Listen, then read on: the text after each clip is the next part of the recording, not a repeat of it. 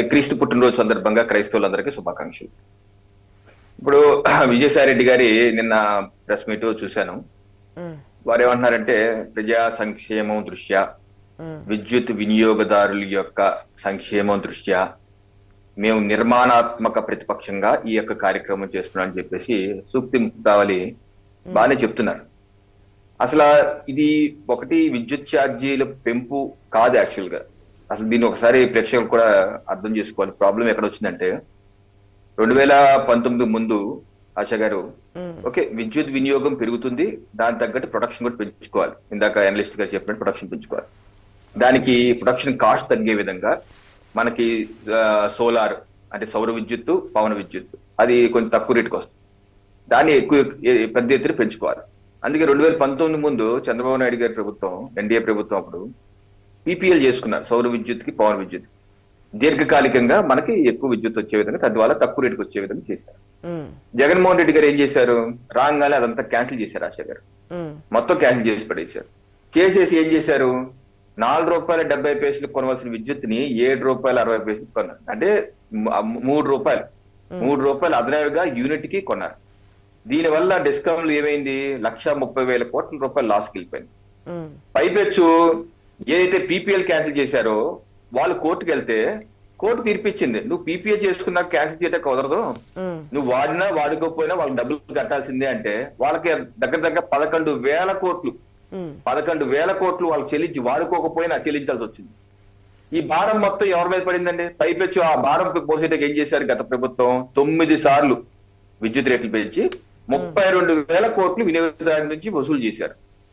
ఇది ఏదైతే ఇప్పుడు వస్తుందో ప్రాబ్లం, ఇది ఎక్కడే 2022-23 సంవత్సరంలో ఎక్కువ ధరకి ఏదైతే కొన్నారో పవర్ పర్చేజ్ కాస్ట్ అడ్జస్ట్మెంట్ ఎక్కువ ధరకు కొన్నారో దాన్ని తగ్గించడానికి, వినియోగదారులకు వసూలు చేయడానికి 2023లోనే ఏపీఈఆర్సీ ఇచ్చినటువంటి నివేదిక.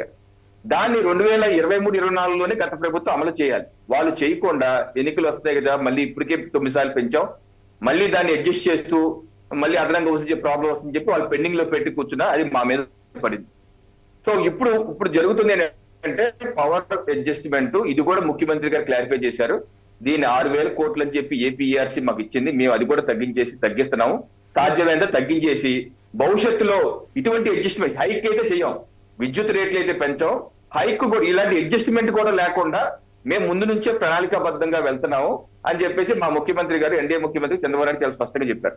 సో మేము ఈ పరిస్థితుల్లో వెళ్తామని చెప్పినప్పటికీ ఏదో దొంగ దీక్షలు చేస్తున్నట్టుగా, ఏదో కరపత్రాలు రిలీజ్ చేసి వాళ్ళు ఏదో సొద్దుపోతున్నట్టుగా వాడు 9 సార్లు పెంచి 32,000 కోట్ల రూపాయలు భారం వేసిన వాళ్ళు ఈ రోజు వినియోగదారుల సంక్షేమం దృష్ట్యా నిర్మాణాత్మక ప్రతిపక్షం. ఓకే, నిర్మాణాత్మక ప్రతిపక్షం 32,000 కోట్ల రూపాయలే కాదు మీరు చెప్తున్నది, వాళ్ళు చెప్తున్నది 15,000 కోట్ల రూపాయలు మీరు భారం మోపారు అంటున్నారు 6 నెలల్లో. ఏమండి, 15,485 కోట్ల రూపాయలు ఈ 6 నెలల కాలంలోనే ప్రజల మీద భారం మోపుతున్నారు. ఇది ఎంతవరకు కరెక్ట్? ఇంకా అమల్లోకి రాలేదు ఆశా గారు. వచ్చే నెల నుంచి కొంత తగ్గించి 15,000 కాదు, నాకు తెలిసి 4,000 కోట్లు 5,000 కోట్లు, అది 15 మాసాలకి. ఇది విద్యుత్ పెంపు కాదండి, హైక్ రేట్ కాదు, హైక్ చేంజ్ కాదు. వాళ్ళు చేసినటువంటి పర్చేజ్ ఇప్పుడు 2022-23ది 23-24 అమలు చేయాలి, అమలు చేయకుండా డిఫర్ చేసుకుంటూ వచ్చారు కాబట్టి మా మీద పడింది. సో మేము అటువంటి తప్పులు చేయకుండా ఇప్పటి నుంచి డే 1 నుంచే దాన్ని ఏ రకంగా విద్యుత్ పెరిగే విధంగా సౌర విద్యుత్, పవన విద్యుత్ మీద ఇంకా ఎక్కువ పెట్టుబడులు ఆల్రెడీ మొదలు పెడుతున్నారు, ఇంకా విద్యుత్ పెంచుకుంటాము, ఈ సమస్య రాకుండా చేస్తాం. కానీ నేను అడుగుతున్నా వాళ్ళని, నిర్మాణాత్మక ప్రతిపక్షం అంటే ఇలాగ మీరు ఇచ్చిన సూచన ఏంటి? నిర్మాణాత్మక ప్రతిపక్షంగా మీరు ఇచ్చే ఒక సూచన ఉందా? మీరు ఏ రకంగా తప్పులు చేశావో ఆ తప్పులు మీరు చేయకూడదని చెప్పాలి కదా. ఆ తప్పులు ఏంటి మీరు ఎందుకు వివరించలేదు? చెప్పలేదు. చెప్పకుండా బురద జల్లేసి మా మీద అదేంటో మేమే చేస్తున్నట్టు వాళ్ళు చేసిన తప్పులకి ఈ రకమైన సమస్య వచ్చింది. భవిష్యత్తులో ఇది కూడా చేయమని చెప్పి ముఖ్యమంత్రి గారు అంటుంటే వీళ్ళు రాజకీయ పబ్బం గడుపుకుంటానికి ఈ యొక్క కార్యక్రమాలు గోడ పత్రాలు ఆ పత్రాలు చెప్పి ఆవిష్కరిస్తూ కూర్చుంటున్నారండి. బట్ ఒకటి ఆశా గారు, విద్యుత్ ఛార్జీల యొక్క పెంపు మాత్రం ప్రజల మీద ఉంటది, ఆ యొక్క భారం, ఆ యొక్క కోపం కూడా ఉంటది. ఇందాక అనలిస్ట్ గారు అన్నట్టు వాళ్ళ పెద్ద అంశం కాదన్నట్టు మాట్లాడారు. ప్రతి ఇది ఒక అంశం కూడా నేను ప్రత్యక్షంగా చూశాను, మొన్న ఎన్నికల్లో కూడా చూశాను.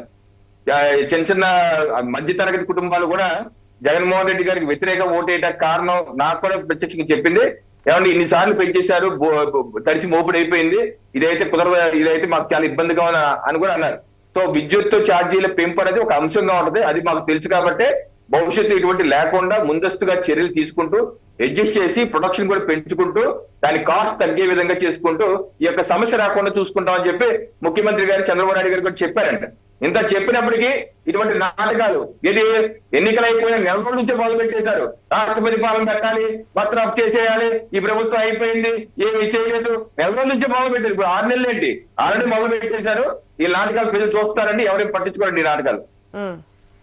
ఇంకో విషయం కూడా చెప్పారు, మేము ఎన్డీఏ కూటమికి కూడా దూరంగా ఉంటున్నాము అని చెప్పి, న్యూట్రల్ గానే ఉంటామని చెప్పి. గతంలో మన డిబేట్ లో వైసీపీకి సంబంధించి ఒక మెంబర్ ఇట్లా ప్యానెల్లో వచ్చినప్పుడు కూటమి కట్టడానికి ముందు బీజేపీ వైసీపీని అడగడం జరిగింది, మేము మీతో రాము అని చెప్పిన తర్వాత అప్పుడు టీడీపీతో జతకట్టడం జరిగింది. 3 పార్టీలు కలిసి వెళ్ళాయి, మేము ఎప్పుడు సింగిల్ గా ఉంటాం, బీజేపీ మా వైపు వద్దామన్నా సరే మేము రామని చెప్పాము, కాబట్టి మేము సింగిల్ గా వెళ్తాను, సింగిల్ గా వెళ్ళామని చెప్పి ఒక డిబేట్ లో వైసీపీకి సంబంధించినటువంటి ప్యానెల్ మెంబర్ మాట్లాడడం జరిగింది. సో ఇప్పుడు కూడా అదే క్లారిటీతో ఉన్నారు వారు, మేము ఇండియా కూటమికి గానీ బీజేపీకి గానీ రెండింటికి దూరంగా. ఎందుకండి ఈ పిచ్చి మాటలు వైసీపీ పార్టీ వాళ్ళు ఏ ప్యానల్ అయితే మీరు చెప్తారో ప్యానలిస్టులు ఈ పిచ్చి మాటలు మాట్లాడడం మానేసుకోవాలి. ఇంకా మీకు బుద్ధి రాకపోతే ఎలాగా, ఎవరి కోసం మీకు చెప్తారు చెప్పండి. జగన్మోహన్ రెడ్డి గారిని ఆ మాట అడిగామని చెప్పేసి ఎందుకే అబద్ధ ప్రచారాలు చేయటం? ఇదిగో వాళ్ళు ఓడిపోయారు, ప్రజలు వాళ్ళు తిరస్కరించారు, దానికి అనేకమైన కారణాలు ఉన్నారు. కనీసం స్వచ్ఛమైన నిజమైన కారణం మీ నాయకుడి యొక్క వైఫల్యం, మీ నాయకుడి యొక్క పాలనా వైఫల్యం, మీ నాయకుడు ఏదైతే పేదలకు పరిమితం అయిపోయి పరదాలు చాటుతూ ఉండిపోయిన నాయకుడు ఈ రోజు ప్రజల్లోకి వస్తాను, ప్రజల్లోకి ఉంటానంటున్నారు. మరి ముఖ్యమంత్రిగా ఉన్నప్పుడు ఏది, ఎందుకు రాలేదు, ఎందుకు పరదాలు కట్టారు, ఎందుకు 20 అడుగులు కాంపౌండ్ కట్టుకున్నారు, ఎవరి నుంచి దాక్కున్నారు? ప్రజలకు ఎప్పుడు కనిపించలేదే. రైతులు పరామర్శించడానికి వచ్చినప్పుడు కూడా తెరలు, రెడ్ కార్పెట్లు ఇలా వేసుకున్న నాయకుడు ప్రజలు తిరస్కరించి వాళ్ళు ఇచ్చినటువంటి హామీలు అమలు చేయకుండా అన్ని విధాలుగా వైఫల్యం చెప్తే తిరస్కరిస్తే తన ఆత్మావలోకనం చేసుకోకుండా పర్మనెంట్ చేస్తున్నారు. కాసేపేమో ఈవీఎం అంటారు, కాసేమో ప్రజలు నా డబ్బులు తీసుకున్నారు, డబ్బులు తీసుకున్న ప్రజలను మోసం చేశారంటారు. కనీసం వాళ్ళ నాయకులు చెప్తున్నారు మా నాయకుడి యొక్క వైఫల్యం ఏదైతే వాలంటీర్లు అన్నాడు. అట్లీస్ట్ ఎమ్మెల్యేలకి ఎంపీలకు కూడా ఎప్పుడు కావడానికి మా ముఖ్యమంత్రి గారు మా పార్టీ అధ్యక్షుడు మాకు అవకాశమే ఇవ్వలేదు. ఇన్ని విధాలుగా ఫెయిల్ అయ్యాడు మా నాయకుడు అని చెప్పి వాళ్ళ నాయకులు చెప్తుంటే వీళ్ళేదో పట్టుకు చదువురమ్మ వచ్చి రకరకాల కథలు మళ్ళీ వాళ్ళు రమ్మన్నారు, వీళ్ళు రమ్మన్నారు. మీరు అంటారు ఎప్పుడు సింగిల్ అని, మరి సింగిల్ గానే వెళ్ళకుండా మరి ఇప్పుడు ఎందుకు అబద్ధ ప్రచారాలు చేస్తారు? ఇవన్నీ మానుకోండి, మీరు మీ యొక్క తప్పులు మీరు ఎక్కువ చేసుకోండి. ఓకే, ఎస్ విజయ్ కిరణ్ గారు, గుడ్ మార్నింగ్.